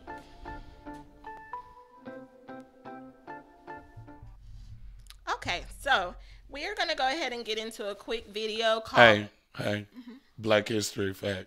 Go ahead. I am black. Black is black. That's a Black history fact. It don't get no black. Actually, it does. Have you not been to Africa? Yeah. Do you call yourself African American? Uh-huh. I don't. All right, so we're going to go ahead and get into Boss Talk by... Oh, so you just going to cut me off? Yeah. Let me go into this. We're going to go into where we at. We're going to go into Boss Talk. You can do the rest. We're going into Boss Talk, guys, and we'll be right back. Check this video out. Catch me outside. How about that? You're listening to the Bloc with Stefani Love. Nah, for real, man. Y'all ever think about that shit like what we here for? It's money, nigga. Why the fuck you can't see that, man? You always act like there has to be something else to this shit, you know what I'm saying? Because you a homo now? Oh, what the fuck you be talking about, man? Money. Everybody got money, man. So what you gonna do with dope? We got dope. We got dope. Everybody got dope. Fucking crazy, yo. Yeah. Right. Right.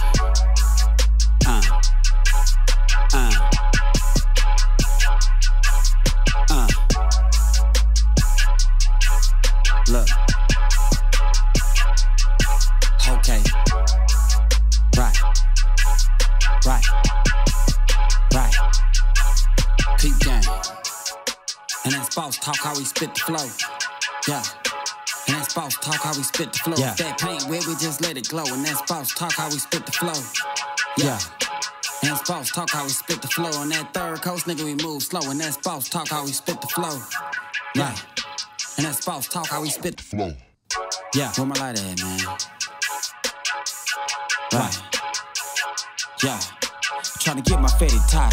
Yeah. That stove top with them breadcrumbs. Yeah. We was posted out Ferguson. Yeah. Doubling it up, trying to get a son with my gas tank or fuck it. Right. My attitude was fuck it. Look, OG, we stuff it, and on these haters, we stay ducking now. Yeah. The convo right, we can talk numbers. Lock it down, 2 man numbers. Look, hit the iron, now I'm in the sauna. Now I'm back on the grind, just running numbers. Yeah. No talking, homie, just all action. Boss shit, nigga, you know what's happening. Yeah. When I'm on the low, that equal stacking. Behind a bitch, I ain't never slacking. Right. Took a loss, but I got that back. Real hustlers gon' make that back. Hit the yo, and I'ma drop that crack. Lead the block, and I make that stack. That shit you chop is terrible, unacceptable. Plain trash, hefty sack, garbage bag, etc. Nigga, all of that. Yeah. That shit don't knock, we ain't dropping that. I got a southern flow with a western swag. 180 horses on my dash. Yeah. Dope man zone when I smash the gas. Right. With them trees lit with my game tight. Got a 50 hand with a cold Sprite. And hating ass niggas we never see. I'm 10 toes down, homie, obviously. And that's boss talk how we spit the flow. Yeah. Yeah. Right. And that's boss talk how we spit the flow. If that paint wet, we just let it glow. Yeah. And that's boss talk how we spit the flow. Yeah. Yeah. And that's boss talk how we spit the flow. Right. And that third coast nigga we move slow. And that's boss talk how we spit the flow. Yeah. Yeah. And that's boss talk how we spit the flow. Where my light at, man? Right. Yeah.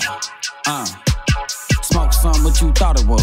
DIY my own buzz. Lyrical content, substance use. Niggas playing games like Duck Duck Goose. Nurse around like Dr. Seuss. Yeah. Cat and a half them weak ass bars. Indica and our cookie jar. We fired up and take off tomorrow. Yeah. This traffic ain't flowing with lace the bars. Right. It might be too dope for the radio. Yeah. But I'm kiss ass and I ain't trying to brag. And I'm a street nigga, that's all I know. Yeah. Paint the picture Michelangelo. Right. We got the topics when we lace the code. Right. Swinging off that jungle west where intersect through Buckner Road. Yeah. Thick thoughts and hustle niggas. Plenty of pimping and drug dealing. Shit from my hood to your neighborhood, man, it's damn near just the same, my nigga. Yeah. Coming up, making power moves. Nino Brown with these dope lyrics. Shoot it right up through their veins. Make sure motherfucker gon' feel it. Off the top, I'ma make it killer. With the wordplay, nigga, I'm dope. Then only run with niggas trying to make a million. Screws me duck stacking to the ceiling. With them trees lit with my game tight. Got a 50 hand with a cold Sprite. And hating ass niggas we never see. I'm 10 toes down, homie, obviously.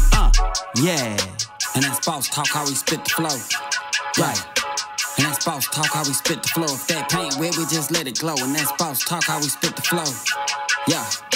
And that's boss talk how we spit the flow. On that third coast, nigga, we move slow. Yeah. And that's boss talk how we spit the flow. Yeah. Yeah. And that's boss talk how we spit the flow. Where my light at, man? Yeah. Yeah. Let that bitch bang. Right. Yeah.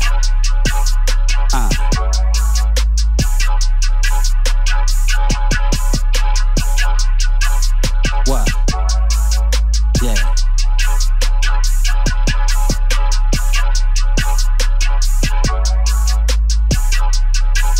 Right. Yeah.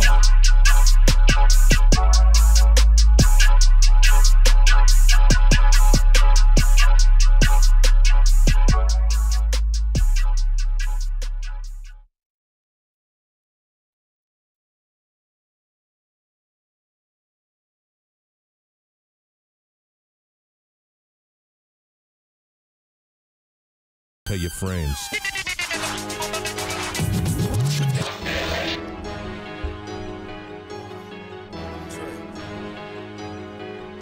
Yeah, I'm about to freestyle right now.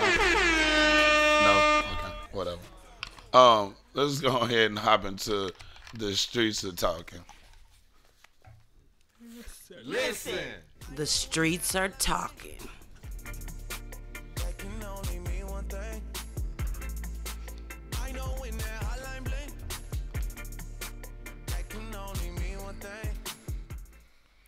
All right, so on this week's edition of The Streets Are Talking, it is me, Black, and I would like to tell you all that the streets aren't talking at this very moment. This message is brought to you by yours truly, Black, with 2 C's, B-L-A-C-C. That is me. People, let me tell you something. Education is very, very, very important. Okay? I understand that you didn't like your 3rd period class or your 7th period class. Doesn't matter. You should go to school and learn.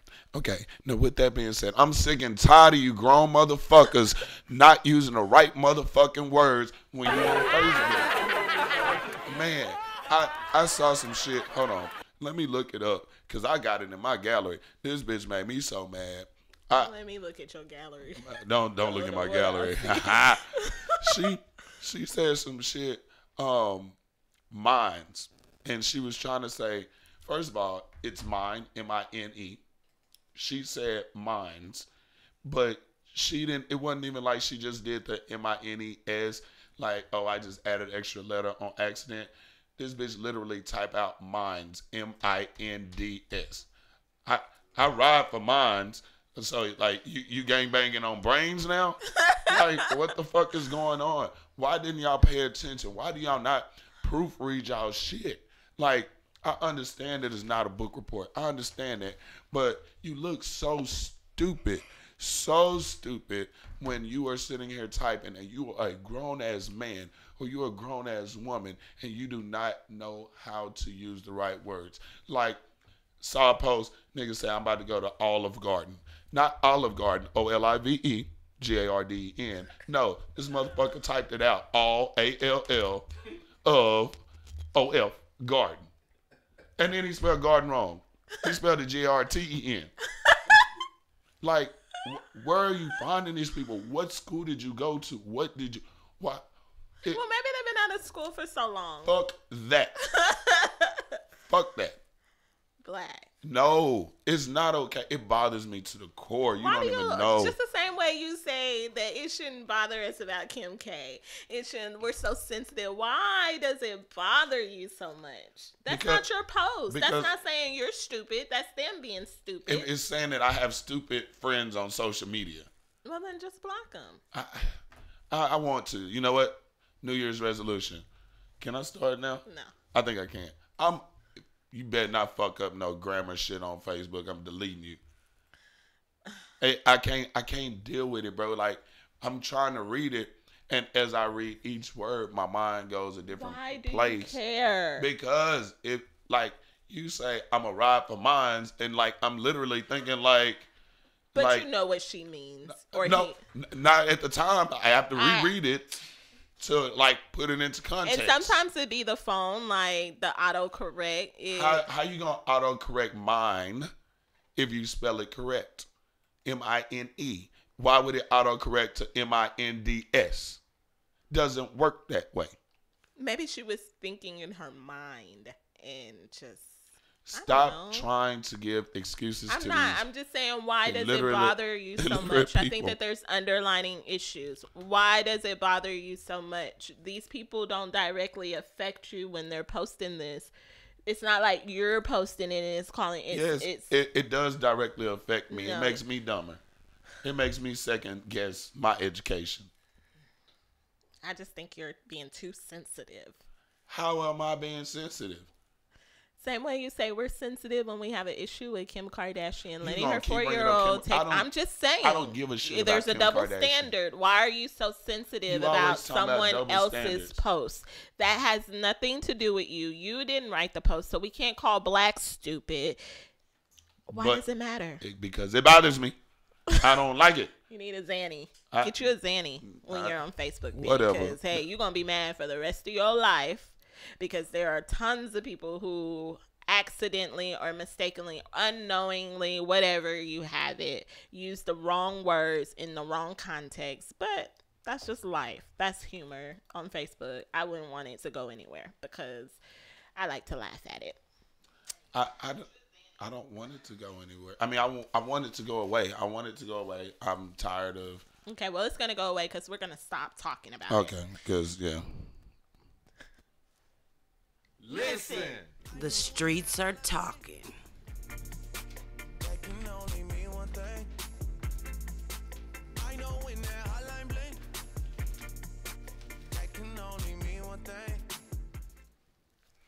All right, so we'll go ahead and jump into the next topic. So there was a uniformed police officer that was asked to leave an Outback Steakhouse because he had his service weapon on. What? Yeah. So I read the story, but a uniformed officer was carrying his weapon and was asked to leave because it was a gun-free zone. He was a Tennessee Wildlife Resource Agency officer by the name of Andrew Ward, and he went to have dinner with his wife on a Friday night. Manager came up to him and asked him to put his gun in his vehicle. The officer told the manager he couldn't because he was in uniform and he had to have his weapon on his person. I'm going to say that again. The officer told him that he couldn't put his gun in his car because he was in uniform and he had to have it on his person. Right. Then the officer posted it on Facebook and said that they eventually contacted him and apologized for what they call was a mistake. But he said that there was another customer. The claim was she told him that there was another customer that was scared for her life who's seated across from them. And she was afraid because police are shooting people. Now, that is a twist. True. But I don't. How do you feel about this, Sister Stephanie? I think it was a mistake. I think maybe the manager was thinking of the safety of all the other patrons. That the what? Is so stupid. The what? Well, I think that he was just trying to probably make that customer happy and feel safe at that moment, and probably acted out of first instinct. And then maybe the officer, maybe the manager just wasn't up to date on policies and things like that, and thinking that anyone who has a gun on them could not come in. And it was obviously clarified with the manager, and it was he apologized for it. So we'll just let it be. It was a mistake. People make mistakes every day, and officers do shoot people every day. Can't deny that. So I definitely I'm sorry. I was reading this comment. I got something to say, but I was reading this comment real quick. I feel like it's BS. Officers go into restaurants all the time, especially uniform, because they usually get a discount or get free food. So with that being said, like, why would you know that there's a discount button for officers that are in uniform? Why would you even feel like it's a problem just because somebody else was like, hey, I don't feel comfortable. Police are shooting people. Police aren't just randomly going up and shooting people, and not all police officers are shooting people. And on top of that, he was a wildlife officer, so like he's looking for people that are poaching and shit. He's not looking for criminals like talking about it. What's the point here? Why are you? I feel like it was a big deal that didn't even have to be a big deal because you made it a big deal. You feel what I'm saying? The manager at that moment thought that he was doing his job, and like I said, he may not have been clear on the policy. The manager at that moment, obviously, he wasn't clear. He had to have had a uniformed police officer in that store before. Okay, so it's a gun-free zone. When you're getting robbed, tell the police to come in with no guns because it's a gun-free zone. How about that? But he's a wildlife officer. Oh. I mean, he still has authority like a police officer. They usually just don't focus on that.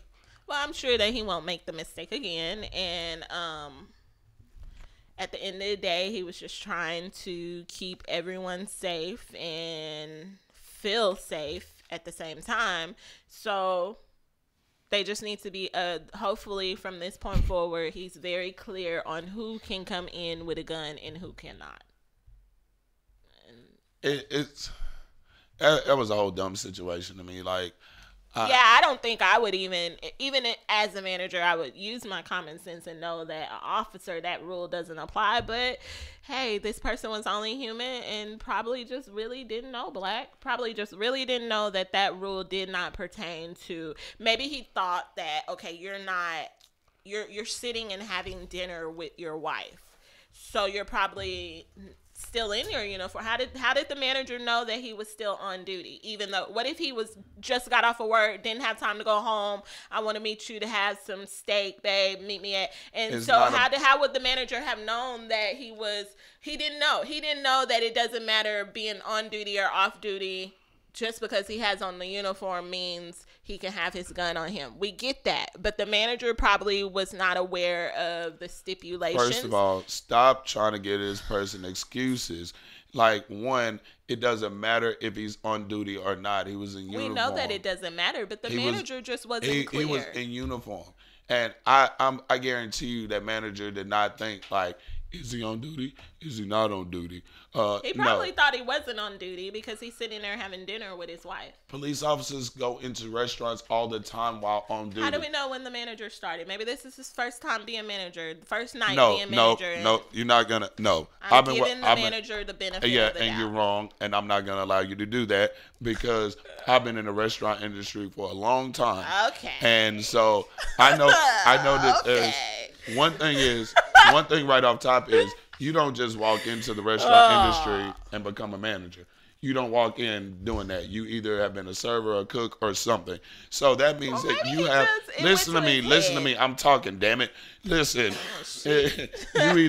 You either have been in the restaurant industry. You have been in the restaurant industry for a while. So you have seen an officer come in uniform. There is no restaurant that has not seen an officer come in uniform with their weapon on them. Not one on the face of the planet. Not one. You in the finger. So you not. I know, because this is bullshit and it's dumb and it was a waste of time and a waste of space and it was damn near. It gave us a good topic to talk about, but it's like it's absolute bullshit because you know that, like, he's an officer, he can have his gun. The open carry law does not apply to police officers because they can carry it anywhere. So this was a horrible mistake, we can say, right? Yes. So what do you think? The manager apologized. He needs to go back into training. Oh. He needs to go back into training. And you know what? I think he needs common sense training. Because common sense tells you, like, there's a new open carry law, whatever, blah, blah, blah. But you have a police officer. Would you rather you disarm this police officer and make him go put his weapon in the truck? The next thing you know, some disgruntled ex-employee comes in mad as shit, ready to shoot the bitch up. And there's only one employee, and he comes in by himself. And the one person that should have a gun that has the adequate training to use this weapon, you made him put his gun in the truck. Now you dead and stupid. Just dead and stupid. Because you made this. He might not even see an officer. Officer ducked. They usually like to duck off in the corner where they can see the doors and shit like that just in case something happened. He might not even see an officer. Officer with a pow, blasting him. Save everybody's life in the restaurant. But you made him put his gun in the car, so now he gotta throw some pepper spray. Throw his handcuffs at him or some shit. But he didn't go put the gun in the car. Well, he wasn't going to because he was in uniform and he wasn't supposed to. It was a mistake. No, that was a dumbass mistake. The mistake that she made when she posted mind instead of minds. Mistakes happen. Stupid ass mistake. Ignorant ass mistake. Oh, dumb ass mistake. Shit, you're a little hot. How long have you been a waiter? Man, too long. Too long. You ain't made it to manager? I have made it to manager before. I have. Before. Yeah. Yeah. I was focused on school at that point, so I quit. But it was cool, and I didn't do stupid shit like that at all. Okay. I was a cool manager. All right. Shout out to the managers. Shout out to the waiters. Please don't make that mistake. Yeah, don't be stupid. Officers can have their guns on them. That's what they do. Let's go ahead and get into Hustler of the Week. Some days I'm humble. Some days I struggle. Every day I hustle. The Bloc's Hustler of the Week. Every day I'm hustling. Every day I'm hustling. Every day I'm hustling. Every day I'm hustling. All right, guys. So I got a good Hustler of the Week. It's very appropriate with this month, Black History. This is something that everyone in Dallas needs to know that is here. The internet blew up when this was posted, so I felt the need to showcase this young man for his efforts in bringing something new to Dallas that we've seen it be done by other races and stuff, but not necessarily the Black culture. But Arnell Rolfe, I hope I'm saying his name right, he has just opened the first Black-owned laundromat in Dallas, Texas. It is at 11306 Lyndon B. Johnson Freeway. There are tons of amenities in there. At the same time, you are able to wash your clothes. There is no laundromat in Dallas that is owned by a black person. And this young man put all of his savings into opening up the first black owned laundromat. So I literally felt like one day I would just drive clear across town to 11306 Lyndon B. Johnson Freeway just to wash clothes, because I want to support small black owned businesses. So guys, go and check out Arnell Rolfe on Facebook. I will be posting his information later on today, so you guys can go check out his laundromat. The pictures are on there. It looks very nice. Like I said, it's a laundromat that we normally don't see, because they have several different amenities, and you can go on his page and find out all about that. JJ's Laundromat on Lyndon B. Johnson Freeway. So shout out to Arnell Rolfe. Happy Black History Month. Thank you for everything that you're bringing to the community. And that was your Hustler of the Week. Some days I'm humble. Some days I struggle. Every day I hustle. The Bloc's Hustler of the Week. Every day I'm hustling. Every day I'm hustling. Every day I'm hustling. Every day I'm hustling. All right, so shout out to the Hustler of the Week. I have to address one of these comments. Mr. Jeremy, he said, take it a step further. You just quoted the word can't as can't. Not digging on you, but spelling bothers you. Why not correct pronunciation? I don't know if y'all are looking, but I did reply to that, and I said accents are different than spelling. Potato will always be spelled potato, but pronounced differently. Just like potato, potato, tomato, tomato. I can say can't if I want to, and I can say can't. It's different. Depends on who I'm talking to and how I'm talking, but it will always be spelled the same. Always be spelled the same. No, because can't is K-A-I-N-T. How is that? Can't is C-A-N-T. Because I didn't can't. I agree with you, Jeremy. I don't, Jeremy. I do. Accents are different. Shows how stupid you are. You know what? I just wanted to punch you in the throat. How much education do you have? Enough to know how to spell. Did they teach you at Prairie View how to pronounce your words? Oh, did you? I thought you went to Prairie. Oh, you lied about that? No, I definitely went to Prairie View, but I didn't know you remembered. Oh, yeah. I remember a lot of stuff, because it's a lot of stuff you say you done did in your lifetime. I've done a lot of stuff in my lifetime. Okay. I've been here for a while. I agree, Jeremy. Get him. Of course she's going to agree, because she don't want to agree with Black. Duh. That's very simple. It's not can't. It's can't. Okay, Black so folks. I can't with you. See? Not right now. See? I'm not going to do it. You can't make me do it. Uneducated. How am I uneducated? How did you I bet my SAT score was higher than yours. How do you know what the person's SAT scores were who accidentally I was talking about yours. Mine. Oh, my SAT scores was immaculate. You know how to spell it? I could have received, immaculate. You want me to spell it? Go. EMMCUALATED. Immaculate. Wait. Nope. Wrong. Wait. Thank you. Point proven. Point immaculate. I know how to spell it. Go. EMMACULATE is how you spell it. Okay, give immaculate. me another word. Discombobulation.